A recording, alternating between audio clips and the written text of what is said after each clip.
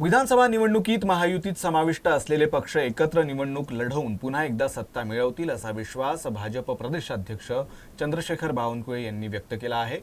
ज्या पक्षाचा आमदार असेल त्या पक्षाची जागा स्वतःची असेल यावर बऱ्याच अंशी एकमत झालं असल्याचंही त्यांनी सांगितलं आहे।